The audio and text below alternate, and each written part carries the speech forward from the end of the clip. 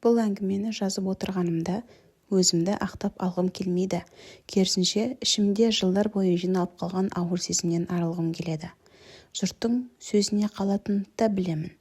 Бірақ кейде үнсіз қалу одан да ауыр екен. Менің өмірім сырт көзге тыныш, үлгілі отбасының тіршілігіндей көрінетін. Күйеуім бар, бір қызымыз бар. Үй, жұмыс, туыс-туған, мереке, той бәрі өз ретімен. Бірақ осы өз ретімен деген сөздің ішінде менің ішкі әлемім бірте-бірте солып бара жатқанын ешкім байқамады, тіпті өзімде. Ерланмен қайнымның тойында таныстым. Ол күйеуімнің туысы емес, қалыңдық жағынан келген жекжаттардың бірі еді. Жанында әйелі бар. Толықша келген, шашы қысқа, өзі сабырлы көрінді. Ал Ерлан алғашқы сәттен-ақ көзге түсті. Дауысы байсалды, әзілін де орнымен айтады. Той үстінде адамдар көп, у-шу, күлкі.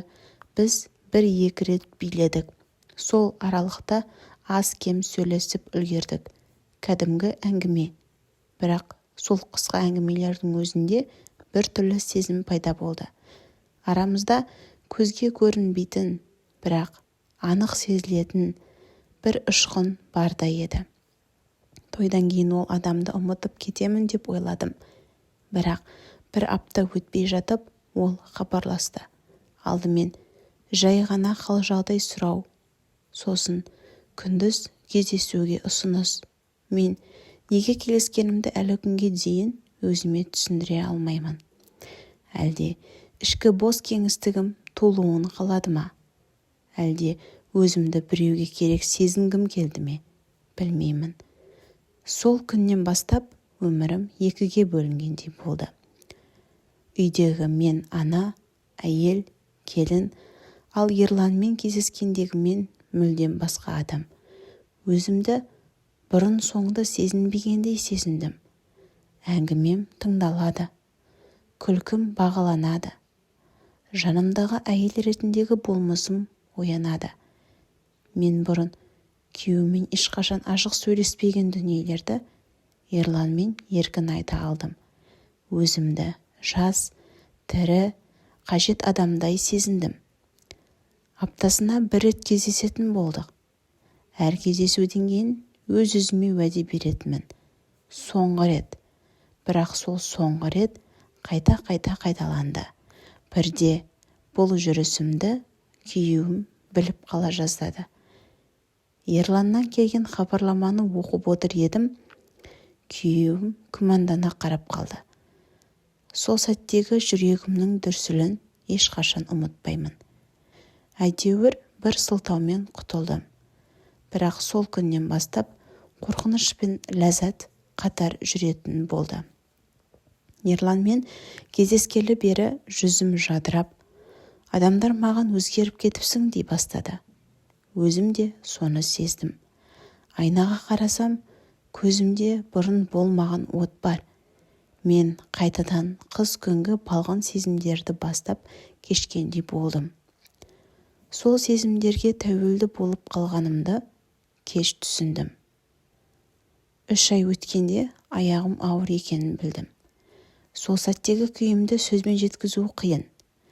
Қуаныш пен қорқыныш, үміт пен үрей бәрі араласып кетті. Күйеуіме айттым. Ол қатты қуанды. Мен сол қуанышқа сенгім келді. Іштей өзімді бұл бала күйеуімнен деп жұбаттым. Себебі менің отбасымды сақтағым келді. Көп ұзамай босанып алдым. Ұл туылды. Балапанымның жүзін алғаш көргенде көзіме жас келді. Ол күнәсіз, таза, бірақ дәл сол тазалық менің жанымды одан сайын қинады. Кейде өз-өзімнен жиіркенетінмін. Бірақ баламды құшақтаған сәтте ол сезім басылып қалатын. Күйеуім бәрінен бейхабар.